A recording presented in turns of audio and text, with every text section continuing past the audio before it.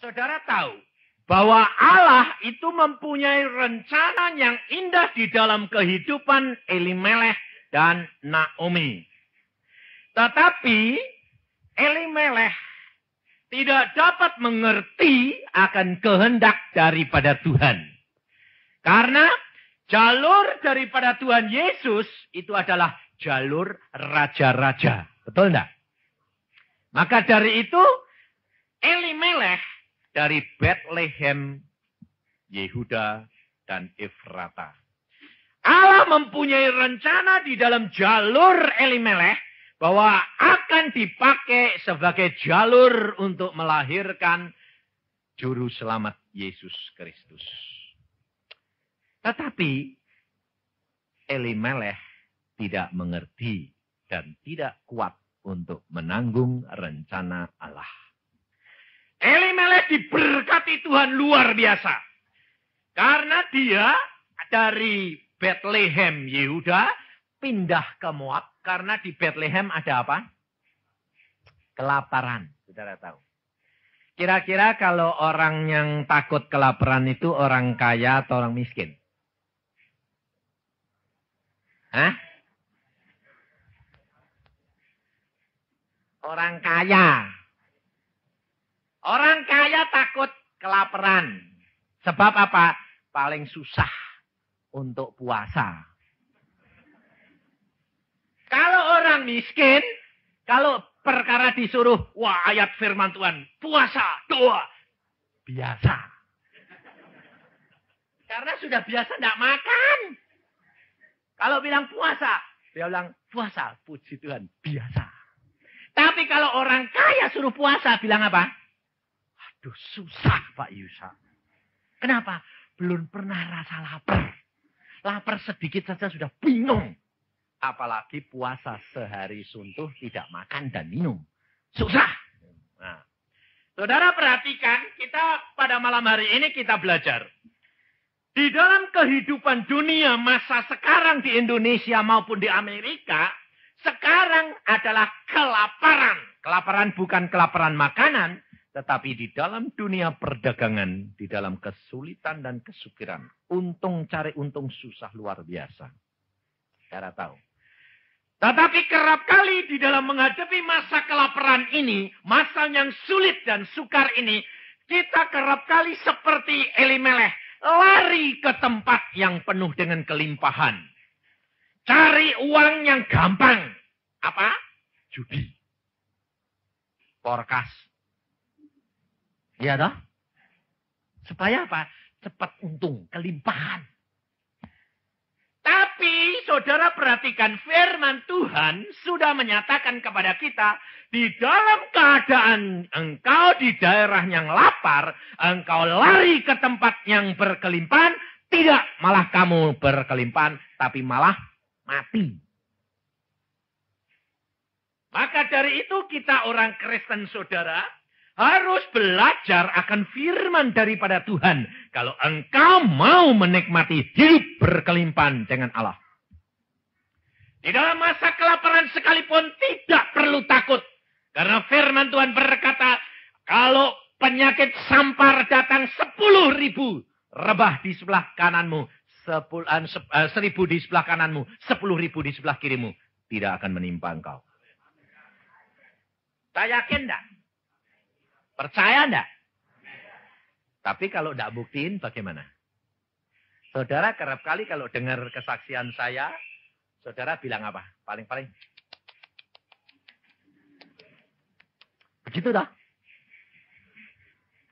Tapi kalau saudara enggak mau ngalami sendiri, saudara rugi. Maka saya selalu katakan, orang Kristen kalau tidak mempunyai pengalaman pribadi dengan Yesus, kamu bukan orang Kristen. Kekristenanmu hanya teori. Kekristenan harus punya pengalaman pribadi dengan Yesus. Karena apa? Karena Alkitab ditulis untuk supaya saudara dan saya mengalami secara pribadi. Pada waktu saya mengawinkan anak saya pada 5 Juli yang lalu. Saya kerap kali kalau di Surabaya bersaksi, di mana-mana bersaksi bahwa Allahku adalah Allah yang luar biasa. Tapi kerap kali orang kan mesti harus membuktikan. Nah, pada waktu saya mengadakan perayaan itu, saya tanya istri saya karena sebelumnya itu saya tanya, kamu butuh biaya berapa? Saya tanya, istri saya berkata, cukup 3 juta sebab kita tidak mau pesta banyak gede-gedean, kecil-kecilan saja wong cuma tonangan, maksudnya tonangan dulunya. Sehingga pakaiannya pun pakaian tonangan. Pakai pakaian minta warna hitam sama merah, ya wis. Tetapi apa terjadi saudara? Kurang kira-kira 1-2 minggu Tuhan berkata, kawin. Bingung saya. Loh Tuhan tunangan kok kawin? Teken surat kawin. Nah, saya tanya, kenapa Tuhan? Sebab anak muda, kalau bilang tunangan, itu kan belum tentu kawin. Betul enggak? Bisa enggak hidup suci? Zaman sekarang. Apalagi di negeri Belanda bebas.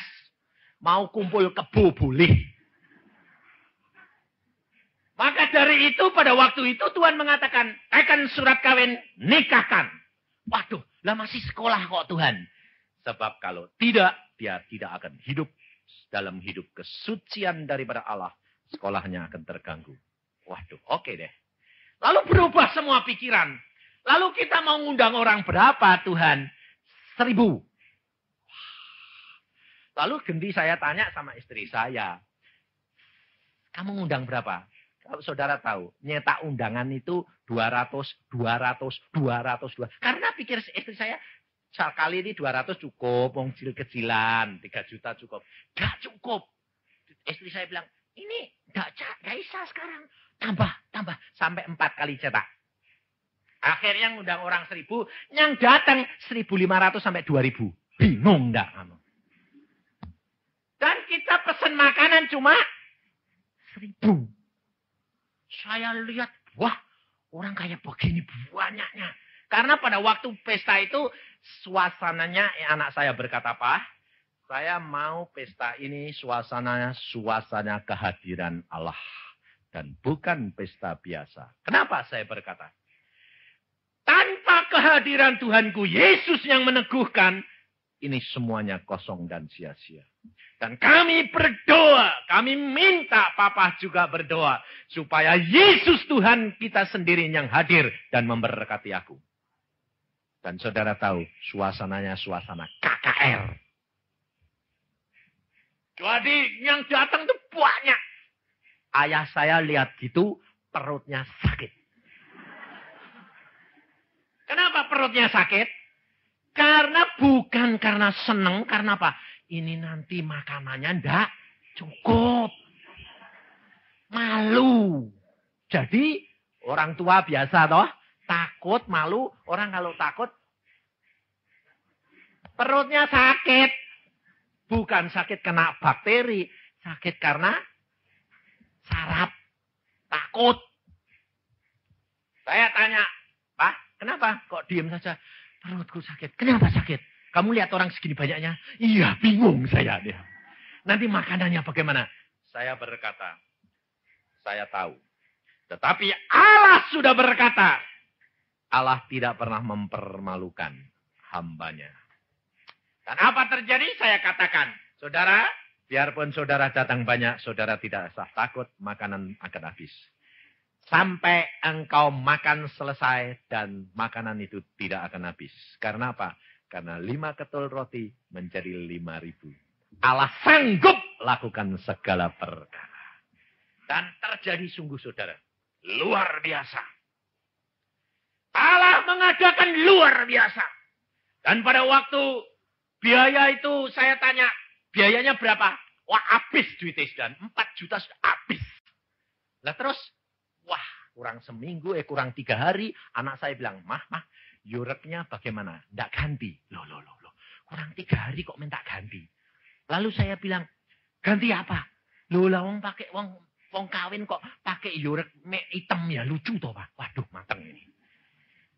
Kira-kira kurang 3 hari. Kira-kira kalau saudara jadi orang tua, anaknya yureknya minta ganti, itu lalu bagaimana? Sinting enggak? Bingung enggak? bingung kalau engkau cara berpikir manusia. Tapi tidak bingung berpikir dengan Allah. Maka pada waktu itu kami sekeluarga berdoa. Saya katakan, ayo kita berdoa. Tanya Tuhan, bagaimana ini penyelesaiannya. Berdoa. Itu jam 1 siang. Berdoa.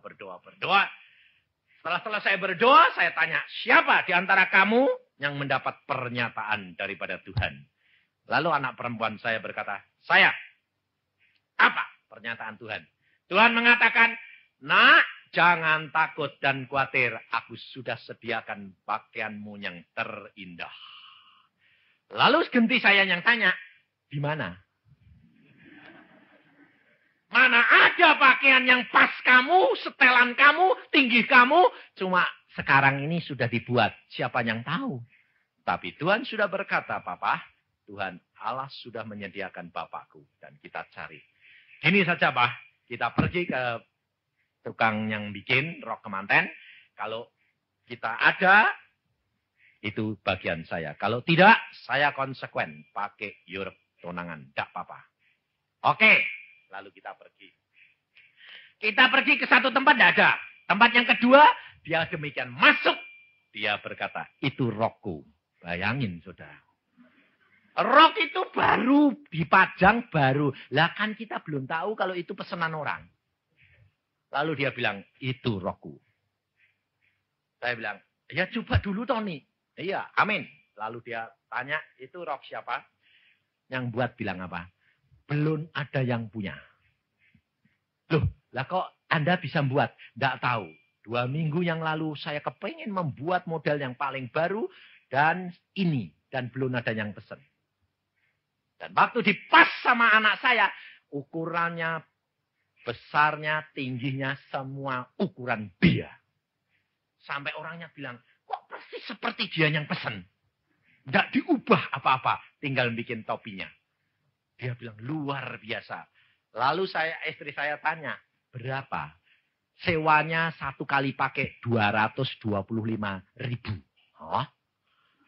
Lalu istri saya nengok saya, kenapa? Lah duit di kantong saya tinggal 5. 5 apa? 5.000. Dan istri saya ya bilang, di kantongmu berapa? 5.000. Lah kamu, ya persis sama kamu. 5. Lalu istri saya nengok saya, dia berkata begini, bagaimana? Lah saya nengok kemana? Ya nengok ke atas, saya bilang. Tuhan bagaimana? Tuhan berkata, amin. Saya berkata, amin. Ya. Lalu istri saya bilang, iya. Lalu dia juga bilang, oke, bayarnya kapan? Lusa. Oke. Setelah dipas semua, dan besok diambil karena pakai topi, saya pulang. Anak saya bilang, Pak, duitnya piye, Pak? Ya, lusa. Ya, lusa. Loh, tapi Tuhan bilang apa? Oke. Ya, oke lah, masa bodoh. Oke. Kira-kira kalau saudara kantong cuma 5.000, lalu saudara ngadepi itu, lalu pikir saudara bagaimana? Pasti saudara punya pikiran satu jalan. Jalannya apa? Nanti kalau sudah pesta kan dapat sumbangan. Iya, tak? Nah, lalu sementara ini untuk bayar itu, saudara bilang apa? Utang. Lah, itu pikiran siapa? Pikiran manusia. Kalau pikiranmu begitu, jadinya bagaimana? Utang. Sebab seperti firman Tuhan berkata, sesuai dengan imanmu akan terjadi seperti itu. Saya tidak pernah punya pikiran begitu. Saya cuma bertanya kepada Tuhan. Tuhan bagaimana? Tuhan bilang, oke. Saya bilang, oke. Bagaimana caranya? Tidak tahu. Pokoknya lusa, oke. Nah, itu masalahnya, saudara. Kita kerap kali menghadapi kenyataan, pikiran ini jalan, dan akhirnya kita tidak berjalan dengan iman. Iman adalah percaya akan sesuatu yang tidak kelihatan. Elimelech menghadapi satu kenyataan di mana ada kelaparan. Dia tidak malah belajar doa puasa, tetapi malah dia mencari kesenangan, kelimpahan. Dan akhirnya yang didapati adalah kematian, saudara tahu. Kita orang Kristen harus berubah cara berpikir. Berjalan dengan iman, bukan dengan perbuatan. Kita harus percaya bahwa Allah-Mu menyertai. Di dalam masa yang kesulitan, kita harus menghadapi segala sesuatu itu. Percaya bahwa pasti akan ada jalan yang dibuka oleh Tuhan. Maka pada waktu itu, besoknya saya berangkat ke Cirebon. Saya pelayanan di Cirebon, pulang. Kemudian setelah pulang, istri saya mengatakan kepada saya, bahwa tadi ada orang mencari kamu, tetapi saya katakan engkau ke Cirebon. Lalu, nanti jam 1 datang, karena saya sudah katakan jam 12 kamu sudah ada di rumah. Nah, kenapa? Tidak tahu, dia punya buntelan, dia berkata ini harus diserahkan Pak Yusak, karena saya dititipin oleh seorang direktur dari Jakarta, tetapi isinya apa saya tidak tahu. Saya berkata, saya mau terima. Istrinya bilang, tidak boleh Bu. Kecuali Yusak sendiri. Saya bilang, apa sih itu? Nah, kita tidak pernah maunya pikiran, saudara. Karena apa? Sumbangan-sumbangan itu biasanya kan datang pada waktu pesta sama setelah. Tapi pada waktu saya datang, dia berkata begini, Pak, saya mau ketemu Pak Yusak. Oh ya, saya. Oh ya, tolong Pak ini terima. Kasih tanda tangan. Apa Pak isinya? Tidak tahu Pak. Cuma suruh nyerahkan Pak Yusak. Oke, saya terima. Setelah saya terima satu bungkusan, saya berikan istri saya. Saya bilang, buka apa isinya. Loh, kita itu besok mesti bayar loh. Ya, besok bayar. Sudah, jangan mikir. Pokoknya ada, saya bilang. Lah, tapi sekarang belum ada. Belum ada. Siapa tahu jawabannya di dalam bungkusan itu. Saya bilang, lalu dibuka sama dia. Apa sih kok tidak boleh dibuka, tidak boleh diterima orang lain. Buka sama dia, jebret. Apa isinya? Uang puluhan ribu, baru gres dari bank 2 juta. Masuk akal enggak? Nyumbang orang kawin 2 juta. Kalau 20 ribu mungkin. Kalau 2 juta ada enggak di sini yang... Enggak ada, tak? Saudara tahu. Apa yang mustahil bagi manusia, tidak mustahil bagi Allah kita. Baru terima begitu, saya dapat entrokal dari istri Pak Samudi. Apa? Orang Surabaya mau datang semuanya, jumlahnya kira-kira berapa itu? Kira-kira sekitar 50-an. Hah? Lah, terus saya bilang gini, orang Surabaya ini ditidurin mana? Dan mereka mesti mau bukti. Kalau Pak Yusak ngomong, wah, mesti dibuktiin dong. Betul tak? Lalu saya bilang, jangan khawatir, saya sediakan hotel. Saya sedia hotel, bayar hotel berapa? 1 juta. Khusus untuk anu. Lalu saya ya lapor sama Tuhan. 1 juta itu sudah dikasih korting 40%. Jadi saya bayar 40%, korting 60%. 1 juta. Sebabnya apa? 1 kamar 35.000. Saya bilang, biar kalau mereka datang semua silahkan tidur dengan nyenyak. Allah sanggup lakukan segala perkara. Buktiin. Saya bilang. Lalu mereka tak kumpulin 1 hotel. Lalu apa terjadi saudara? Saya pulang tinggal lapor sama Tuhan. Tuhan, 1 juta. 1 juta ini Tuhan. Untuk hotel itu. Tuhan berkata, aku sudah selesaikan. Saudara tahu apa?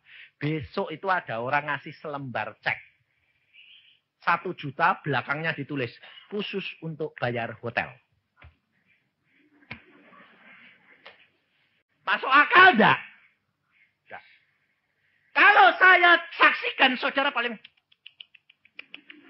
Bagaimana ya? Kayak dongeng. Tapi saudara percaya enggak bahwa Allahmu itu adalah Allah yang luar biasa? Engkau punya Allah, Yesus Kristus. Dia pada waktu di dalam dunia, Yesus ini manusia atau Allah? Pada waktu di dalam dunia loh. Manusia seperti saudara dan saya. Tetapi manusia Yesus, dia berjalan di atas air. Apa enggak dongeng? 5.000 orang, 5 ketul roti. Tidak dongeng. Orang mati, bangkit. Dongeng enggak? Ini saudara. Engkau, anak-anak Yesus, barusan nyanyi. Aku akan seperti dia. Aku akan seperti Kalau saudara percaya, Yesus sudah berkata, barang siapa percaya kepadaku, dikatakan bukan 1-2 orang. Barang siapa yang percaya kepadaku, ia akan melakukan perkara-perkara yang aku lakukan. Bahkan lebih besar daripada yang aku lakukan. Kekristenan harus dialami secara pribadi dan dipraktekkan, saudara. Kau akan melihat perkara-perkara yang ajaib yang Allah lakukan. Saya barusan cerita sama Pak Samudi kemarin. Tadi di dalam mobil. Saya berkata begini, Sam, kita ini kayak dongeng, Sam. Karena hidup itu memang tidak bisa mengerti. Saya kemarin hari Jumat itu pergi ke Jakarta cuma semalam. Karena apa? Karena di Entrokal dimintain tolong sungguh-sungguh untuk membuka persekutuan. Saya berkata, maaf Pak, saya itu mau ke Surabaya, saya doa puasa, sedang menyiapkan diri. Mulai hari Rebu sampai Sabtu saya doa puasa. Pak Yusak tolong ini pembukaan dan kami sudah berdoa Pak Yusak. Lalu saya berdoa, Tuhan ini jatah siapa sih? Sebetulnya jatahnya Pak Awon Datuk, tapi Awon Datuk dari ujung pandang telepon tidak bisa datang. Terus saya bilang, Tuhan ini bagaimana? Tuhan berkata, layani. Oke, saya layani. Lalu saya datang ke Jakarta, saya buka persekutuan, saya khotbah di sana. Saudara tahu, besoknya pagi-pagi saya mau pulang, ada 4 orang datang. Tidak janjian dan tidak ngasih tahu saya, pokoknya datang jam 7:30, jam 8, setengah 9, jam 9, orang 4. Ngapain? Saudara tahu. Dia berkata, loh kok kamu kok di sini? Iya, saya kepengen berbincang-bincang, berdiskusi sama Pak Yusa. Lah saya saya orang 4 Tisa bilang, wah kita seroh ya. Lalu berdiskusi di situ. Setelah diskusi ramai sampai jam 9:30, saya pulang. Nah, pesawat saya pulang ke Bandung. Apa terjadi saudara? Waduh, anak saya datang itu bilang apa? Papa, saya berdoa dan Tuhan mengatakan pintu-pintu langit terbuka. Dan saya katakan dalam nama Tuhan Yesus buka pintu langit. Lalu saya bilang, lah apa maksudmu? Papa mesti membawa berkat banyak sekali. Lalu istri saya bilang, kamu itu kalau dapat berkat banyak itu tidak usah ngomong-ngomong sama anakmu. Nanti anakmu itu tidak takut kalau tidak bisa menghargai uang. Lalu saya bilang, kamu tidak bisa menyimpan berkatmu dengan anakmu. Anakmu lebih peka dan lebih mengerti. Demikian saya datang langsung tanya, Papa mesti berkat berlimpah. Karena aku pada waktu berdoa Tuhan mengatakan, pintu langit perintahkan buka, buka. Saudara tahu, waktu saya pulang ditanya, Papa, berapa Papa bawa berkat? Mesti banyak. Hari ini tanah Tuhan mau buka pintu berkat. Waduh nak, ternyata kamu kok luar biasa. Tuhan itu luar biasa. Papa pergi Jakarta cuma semalam pulang. Dan berapa Tuhan kasih berkat? Saya tanya, Tuhan berkat ini buat siapa? Tuhan bilang, bawa pulang, kantongi. Berapa? 2,8 juta.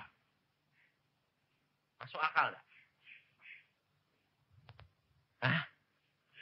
Susah, dagang susah. Sulit. Uang susah. Kayak dongeng. Berapa Papa? 2,8 juta. Nah benar toh Pak? Kalau Allah mau pintu berkat dibuka, jeglek. Bendaharanya diperintah, bayar. Buka berkat untuk Yusa. Bayangin luar biasa. Saya sampai tidak bisa mengerti. Allah itu luar biasanya saudara. Dan saya cuma ngomong sama seorang di Jakarta, seorang penginjil. Dia pulang dari Kalimantan selama 2 tahun. Kemudian saya tanya kepada dia, bagaimana kamu di Kalimantan? Bapak Yusa, Tuhan berkati dan ladang luar biasa di sana. Dan aku akan kembali dengan tim sana untuk membina itu dan kontrak rumah. Dan akan mengadakan penginjilan karena luar biasa beban di sana. Oke. Berapa kamu biaya? Butuh. Saya butuh 6 juta Pak. Sekarang sudah kumpul 6,5 juta. Sekarang kumpul berapa? Sudah kumpul 4 juta Pak. Kapan kamu berangkat? Ya secepatnya. Oke, berdoa. Saya cuma katakan. Ya Pak, tolong doakan. Kamu berdoa, saya bilang. Siapa tahu kalau Tuhan mau pakai aku sebagai saluran berkat. Loh ya toh? Lalu jangan bilang begini. Berdoa, minta Tuhan. Tapi kamu enggak apa-apa. Ya kamu, saya. Lah ya itu namanya, kamu mati ya mati yo. Saya, enggak bisa dong. Saya bilang, kamu berdoa. Siapa tahu Tuhan pakai aku menjadi saluran berkat. Oh ya, gitu Pak. Oke, berdoa. Saya bilang. Lalu dia berdoa. Ya berdoanya belum sempat. Saya ketemunya di dalam persekutuan gini, saya ngomong. Langsung saya pulang, saya berdoa, Tuhan. Hati saya kok terbeban sih Tuhan. Anakmu itu, hambamu itu. 2,5 juta jago Tuhan, saya bilang. Apa terjadi saudara? Dalam pikiran saya melintas nama seseorang. Saya bilang, Tuhan, kalau ini kehendakmu, aku telepon malam ini juga. Jam 10 saya telepon. Ini ada penginjil Kalimantan, dari Kalimantan, gini. Ini anak saya dapat pertanggungjawabkan karena dia seorang hamba Tuhan yang sungguh-sungguh. Bagaimana? Apakah engkau bisa mencarikan jalan? Apa jawabannya? Berapa? 2,5 juta. Besok uang saya bawakan. Loh, bagaimana? Itu tanggungan saya. Loh, kok bisa gitu? Demikian Pak Yusak ngomong, hati saya Tuhan berkata, bayar. Langsung saya telepon hamba Tuhan itu, kamu sudah sembahyang belum? Sudah Om, di hati. Kamu tahu, besok kamu datang, saya mimpin persekutuan di Bank Amerika, kamu datang. Kenapa Om? Segera kamu terima 2,5 juta cash. Saya tidak mau bawa pulang uang itu, tapi saya salurkan untuk kamu. Semua Om, semua. Lunas, apapun yang berkat Allah akan menyertai. Tapi kamu harus bertanggung jawab. Ini anugerah Allah harus kamu pertanggungjawabkan. Saudara tahu? Kalau kita melekat kepada Allah kita, Allah sanggup membukakan tingkap-tingkap langit. Di dalam kesulitan apapun. Tetapi kerap kali hidup kita tidak taat dan setia. Kerap kali kita melarikan diri dari satu kenyataan.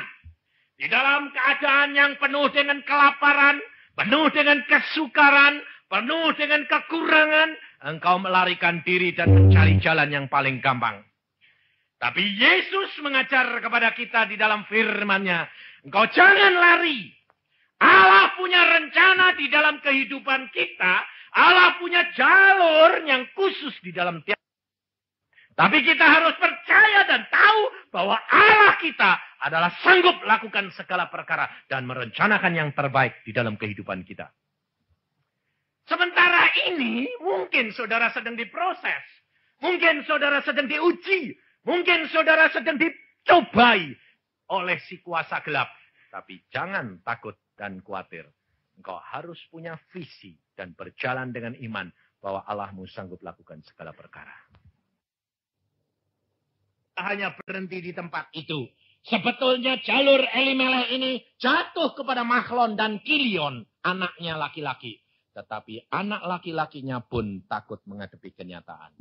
Dan akhirnya 2 anak laki-lakinya pun mati. Tetapi mengapa Allah membiarkan Naomi? Saudara perhatikan.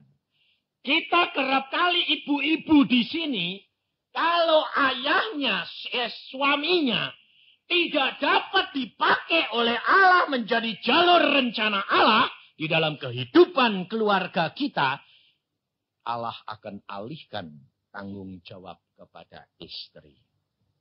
Tetapi ibu-ibu kerap kali, coba kalau ibu-ibu pikirkan, kalau ibu-ibu jadi Naomi, ibu-ibu bilang apa? Apakah Allah itu kasih?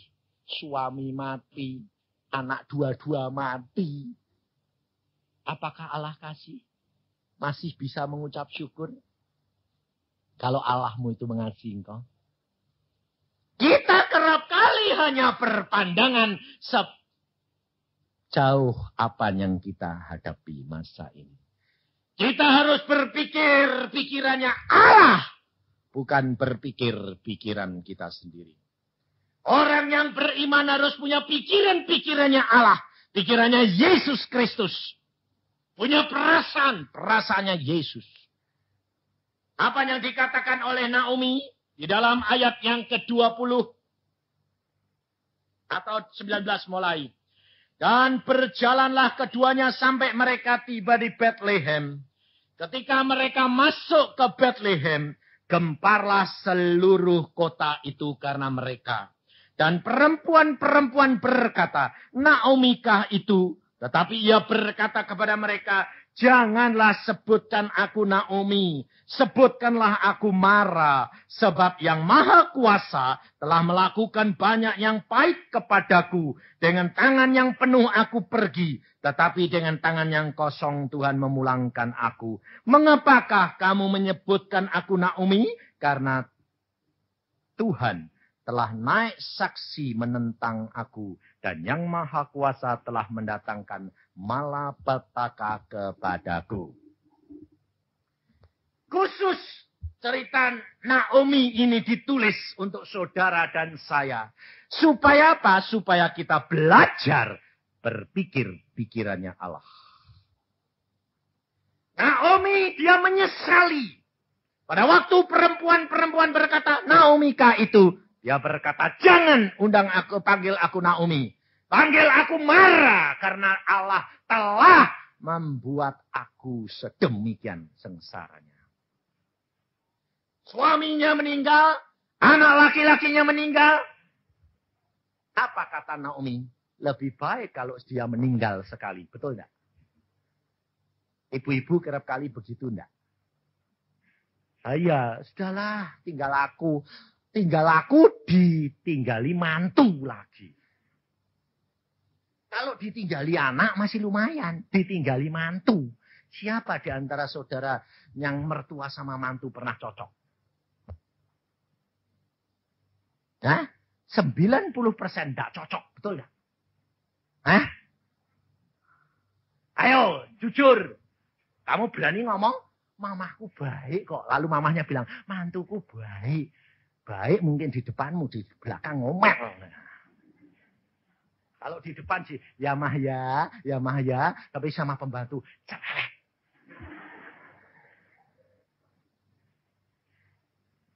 Loh, ya toh? Rata-rata ya enggak? Iya, enggak usah. Ini loh saudara, hidup kekristenan kerap kali kita itu tidak fakta. Tetapi kalau kita selidik selanjutnya, mengapa Naomi dibiarkan Tuhan mengalami segala perkara itu, dan mengapa Naomi ditinggalkan? Sebab Allah punya rencana yang indah di dalam hidup Elimelech. Naomi ditinggalkan karena harus melalui jalur Elimelech. Elimelech tidak layak singkirkan oleh Allah. Maka dari itu bapak-bapak di sini sadar bahwa engkau di dalam menjadi kepala keluarga, Allah punya rencana di dalam kehidupan keluargamu. Tidak ada yang tidak baik. Allah merencanakan yang terbaik. Tetapi jikalau engkau tidak berani menghadapi kenyataan, menghadapi kesulitan, menghadapi tanggung jawab, engkau akan disingkirkan oleh Allah. Banyak bapak-bapak yang kehilangan bukan kehilangan nyawa, tapi kehilangan pekerjaan. Karena apa? Karena engkau tidak berani menghadapi kenyataan. Dan tanggung jawab ini akan dialihkan kepada istrimu. Maka dari itu saudara, ibu-ibu istri ini harus tahu. Engkau adalah satu penolong. Tetapi kalau suamimu tidak dapat dipakai oleh Allah, jangan gerutu.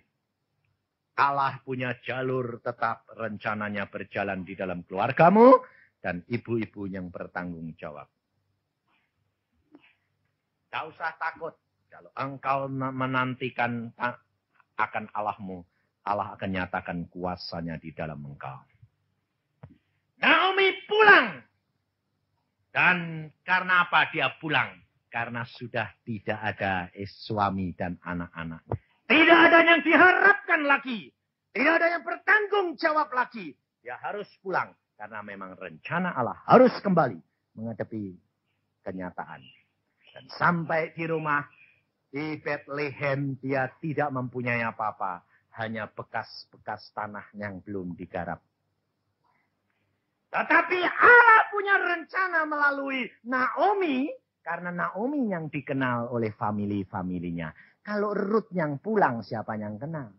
Pada waktu Ruth mencari jelai-jelai itu, ditanya, siapa perempuan asing itu? Oh, dia perempuan Moab, menantu Naomi. Apa yang terjadi? Allah mempunyai rencana menemukan Ruth dengan Boaz melalui Naomi. Tanpa Naomi, Boaz tidak akan tahu bahwa Ruth itu adalah familinya dan dia yang harus menebusnya. Allah mempunyai rencana jalur raja-raja Yesus Kristus. Saudara tidak tahu apa yang Allah punya rencana. Mungkin anakmu akan menjadi seorang hamba Tuhan yang luar biasa. Engkau tidak tahu. Mungkin cucumu akan dipakai Tuhan menjadi alat Tuhan yang luar biasa. Engkau tidak tahu. Tetapi Allah pasti mempunyai rencana yang luar biasa. Hari ini engkau kaya. Cucumu bisa miskin. Hari ini engkau sengsara. Cucumu bisa kaya raya. Anakmu kaya raya. Betul enggak? Allah sanggup lakukan segala perkara, saudara. Maka dari itu apa yang dialami oleh Naomi. Dia menggerutu. Dia menyalahkan. Dia seolah-olah mengeluh kepada Tuhan karena mengapa segala perkara ini terjadi. Tetapi setelah dia tahu rencana Allah di dalam pasal yang keempat, ayat yang ke-14 atau 13 lebih dulu. Lalu Boaz mengambil Ruth dan perempuan itu menjadi istrinya.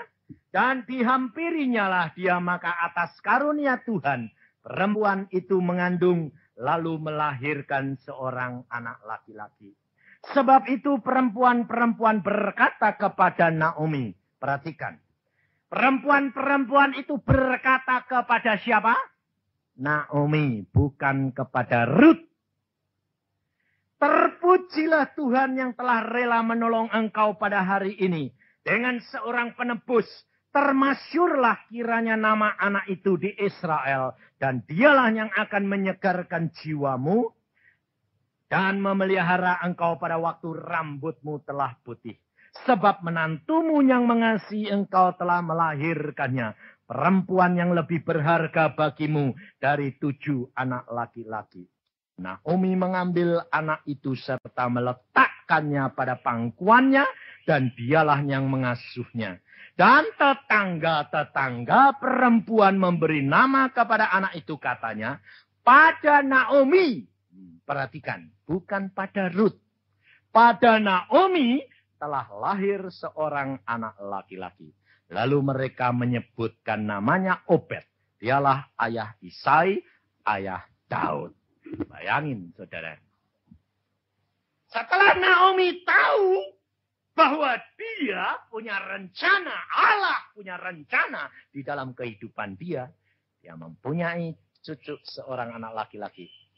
Dan akhirnya menjadi ayah Isai. Dan menjadi ayahnya Daud. Raja yang disayangi oleh Tuhan. Dan akhirnya menurunkan Yesus, penebus anak Daud. Setelah saudara dan saya mengetahui begini, saya tanya, mau enggak jadi Naomi? Hah? Mau enggak?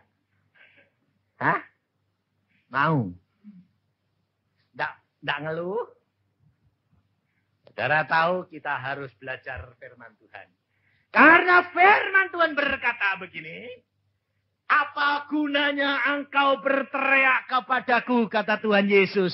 Tuhan, Tuhan, tetapi engkau tidak melakukan firman-Ku. Tidak ada artinya, saudara. Dan hal itu sudah dikukuhkan oleh Nabi Yesaya di dalam Yesaya pasal yang ke-8. Sebelumnya Yesaya sudah menubuatkan perkara yang dikatakan oleh Tuhan Yesus. Di dalam Yesaya 8 ayat 20. 21 dan 22. Mengapa kehidupan kekristenan kita ini selalu gagal? Mengapa orang Kristen selalu melarat dan lapar? Karena kita tidak belajar akan firman daripada Tuhan. Di dalam Yesaya 8, 21, 22, 22. Carilah pengajaran dan kesaksian. Siapa yang tidak berbicara sesuai dengan perkataan itu, maka baginya tidak terbit fajar. Mereka akan lalu lalang di negeri itu, melarat dan lapar. Dan apabila mereka lapar, mereka akan gusar dan akan mengutuk rajanya dan Allahnya. Mereka akan menengadah ke langit dan akan melihat ke bumi. Dan sesungguhnya hanyalah kesesakan dan kegelapan. Kesuraman yang menghimpit. Dan mereka akan dibuang ke dalam kabut. Di sini jelas Yesaya katakan. Dan diteguhkan oleh Tuhan Yesus. Jikalau saudara tidak mencari pengajaran dan kesaksian. Saudara tidak akan melihat fajar. Terang fajar tidak akan engkau lihat. Dan engkau nikmati. Yesus Kristus Tuhan disebut apa? Bintang fajar. Kau tidak akan melihat terang Yesus di dalam kehidupanmu. Kalau engkau tidak belajar dari cari dua perkara ini. Pengajaran dan kesaksian. Artinya, pengajaran adalah belajar akan firman Tuhan terus menerus. Kesaksian adalah melakukan firman sehingga dapat bersaksi untuk menjadi saksi Yesus Kristus. Kalau engkau hanya belajar firman, dengar firman, tapi tidak menjadi pelaku, engkau tidak akan menikmati fajar. Kau tidak akan menikmati janji daripada Yesus Kristus. Kau tidak akan melihat mujizat yang Yesus Kristus janjikan kepadamu dan kepadaku. Kita harus mencari pengajaran itu terus-menerus. Tetapi lakukan. Sehingga kita menyaksikan. Kalau engkau menjadi pelaku-pelaku firman. Saudara tidak akan khawatir. Kau tidak akan lapar dan melarat. Firman Tuhan berkata. Karena Yesus sudah berkata. Aku datang untuk memberikan domba-dombaku hidup berkelimpahan. Dalam rohani dan jasmani. Ini kehidupan yang nyata, kekristenan yang nyata, saudara. Dari itu kita harus mempraktekkan tiap firman. Kalau tidak, engkau akan masuk di dalam apa? Kabut. Orang yang masuk dalam kabut, yang bisa dilihat apa? Ayo, pikir. Orang masuk di dalam kabut, jadi ada kabut yang tebal. Yang bisa dilihat apa? Hah? Ada yang bisa dilihat enggak? Ada. Ngawur. Kalau tidak percaya masuk dalam asap yang tebal. Yang kamu lihat adalah dirimu sendiri. Biarpun kabutnya itu tebal. Kamu bisa lihat dirimu enggak? Hah? Bisa. Kalau tidak percaya masuk. Dalam kabut yang tebal. Tapi terus nanti kamu lihat ke sana-sana enggak lihat apa-apa. Tapi lihat dirimu sendiri kelihatan enggak? Kelihatan. Kalau engkau masuk di dalam kabut masalah. Karena engkau tidak cari pengajaran dan kesaksian. Yang kamu lihat hanya dirimu sendiri. Kasihan diri sendiri. Aku ini loh kok enggak ada orang nolong ya. Orang itu loh saksinya berkatnya melimpah. Tapi aku kok enggak ya. Lambok ya dibagi-bagi.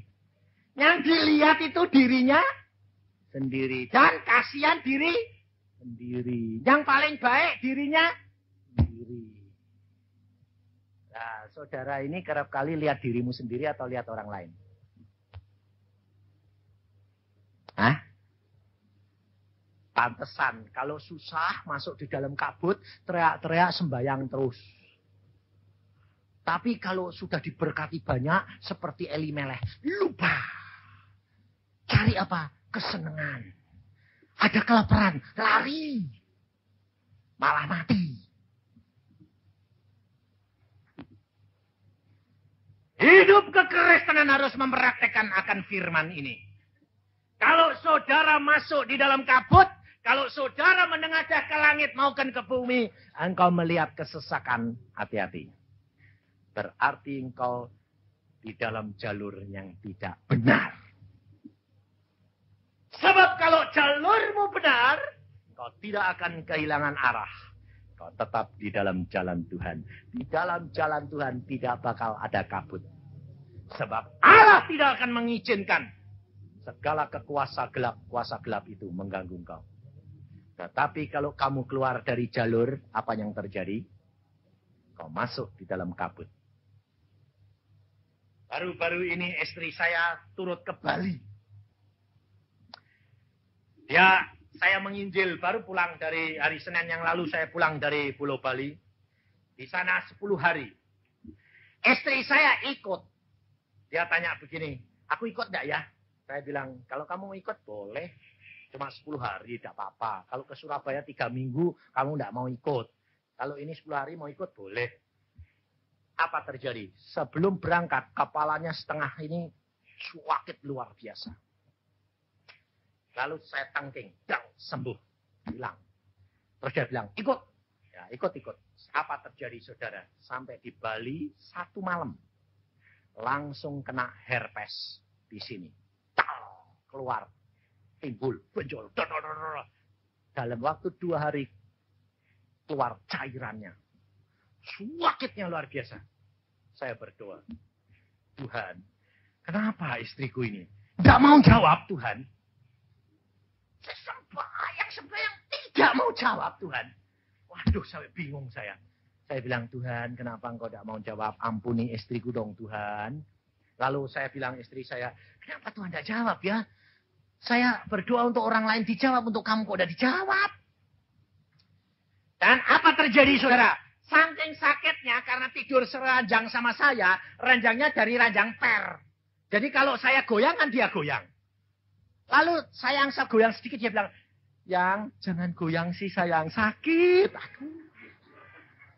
Nah saya jadi semalam-malaman tidak bisa tidur karena tidak bisa goyang. Asal goyang sedikit, aduh, walah, saya tidak bisa tidur. Akhirnya saya berdoa, Tuhan, istriku harus pulang pada. Tuhan berkata, pulang. Jawab. Seperti apa? Tidak jawab lagi. Akhirnya saya bilang, kamu pulang sayang. Lalu, hitung-hitung duit sekarang. Saya biasanya memang bawa duit. Saya bawa duit. Waduh, kalau pulang, saya bilang, kamu pulang sendiri ya. Nanti kita beli tiket, tak beli tiket dari Denpasar, langsung nanti transit di Surabaya, terus ke Bandung.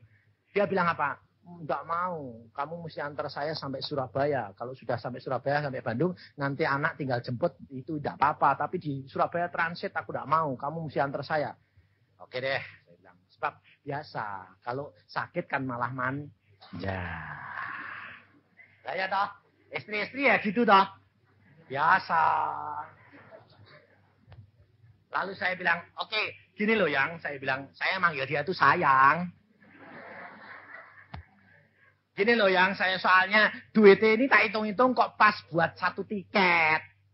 Lalu kalau saya harus pulang pergi dari Denpasar ke Surabaya, ya tidak cukup toh Yang. Nah, terus dia bilang gini, ayah aku minta tanda dari Tuhan, gini saja.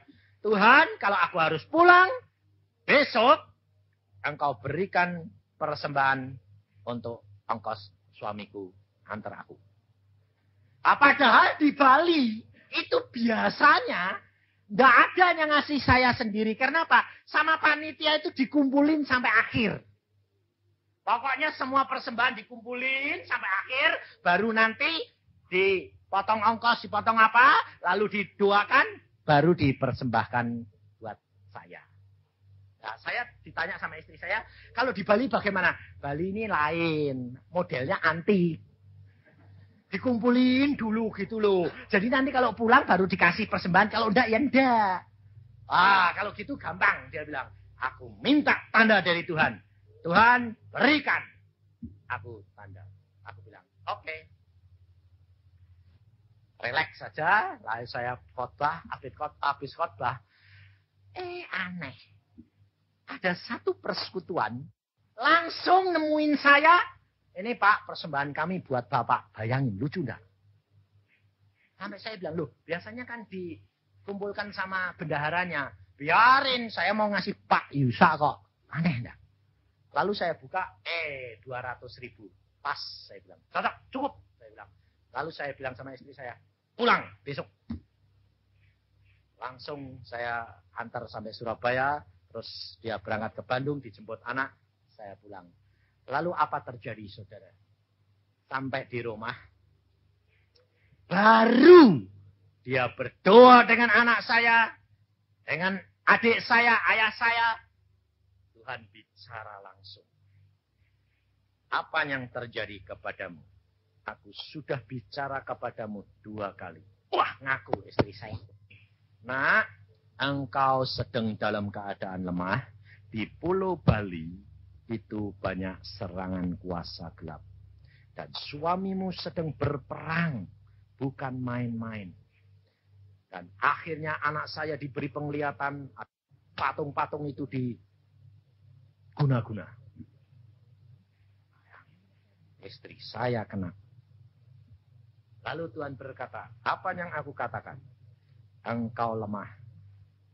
1. Kedua, engkau harus tahu setiap suamimu pergi itu bukan menginjil, bukan enak-enak, tapi peperangan demi peperangan. Dan engkau setiap kali berdoa hanya rutin, tapi tidak turut berperang. Sadar dia. Dan pada waktu itu ditengking oleh anak saya, lalu mulai kempes, mulai sembuh. Saudara tahu, kita kerap kali tidak waspada. Di dalam kita membawa firman Tuhan itu di dalam peperangan. Bukan main-main, saudara tahu. Kita membutuhkan dukungan. Dan di Bali apa yang terjadi? Setiap orang panitia kena serangan. Semua kena. Ya. Wadah yang didatengin mau dicekek. Wadah yang tidak rumahnya diperutukin batu, tapi tidak ada batunya. Tapi perang terus. Akhirnya kemenangan demi kemenangan terjadi. Luar biasa. Allah luar biasa. Maka dari itu saudara, kita tidak perlu takut dan khawatir. Kalau kita masuk di dalam kabut, berarti kita keluar dari jalur Allah. Dan kita tidak dengar-dengaran akan suara Roh Al-Kudus yang sudah memperingatkan kita. Roh Al-Kudus diberikan kepada kita perlunya untuk apa? Menuntun saudara dan saya ke dalam seluruh kebenaran. Jadi tidak perlu takut. Asalkan engkau peka, engkau benar-benar hati dan pikiranmu melekat kepada Yesus, Roh Al-Kudus akan menuntun engkau dalam seluruh kebenaran. Dan tidak akan iblis dibiarkan Tuhan menjamah engkau. Tidak boleh. Kenapa? Karena engkau dilindungi. Yesus bentengku, Yesus perisaiku, Yesus gunung batuku. Ini saudara. Hidup kekristenan itu ada hidup yang nyata. Tetapi perhatikan, harus punya motivasi yang benar. Mengabdi, melayani, dan menyenangkan hatinya Allah. Jangan punya motivasi cari duit. Jangan punya motivasi mencari kemuliaan. Jangan punya motivasi untuk disanjung orang. Semuanya itu kosong. Saudara tahu, saya dipakai Tuhan sekarang ini sudah 7 tahun. Dan Tuhan kemarin dulu berkata kepada saya begini. Yusa, sekolah lagi. Hah? Saya sekolah lagi Tuhan? Ya. Saya pikir sekolah mana? Saya bilang. Tuhan berkata, mengasingkan diri lagi bersama dengan aku seorang diri. Dulu pada waktu saya dipanggil 3 bulan hidup dengan Yesus seorang diri. Di dalam satu rumah yang kosong seorang diri saya. Makan hanya sekali. Tidak boleh bertemu dengan siapa saja. Istri tidak boleh, anak-anak tidak boleh. Keluarga tidak boleh. Tiap hari dari jam 8 sampai malam bersama dengan Yesus.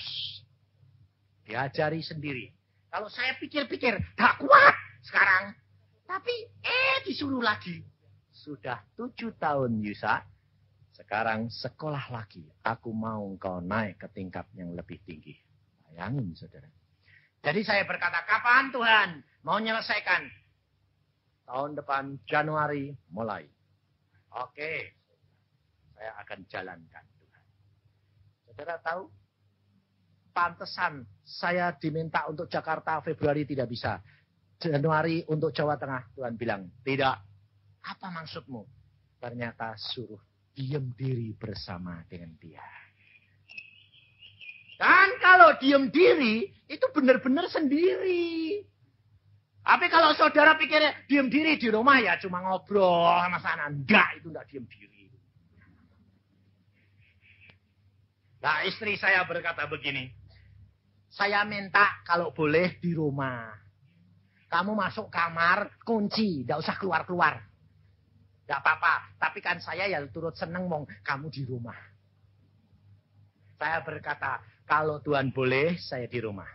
Tapi kalau Tuhan mengatakan pergi, saya akan pergi. Ya, silahkan. Saya akan tinggal berdiri, berdiam diri dengan Tuhan. Seorang diri kembali. Berapa lama? Tidak tahu.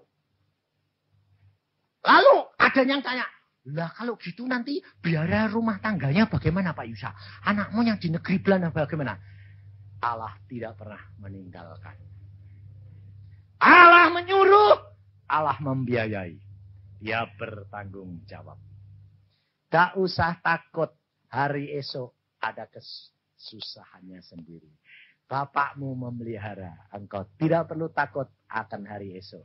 Yesus sanggup lakukan segala perkara.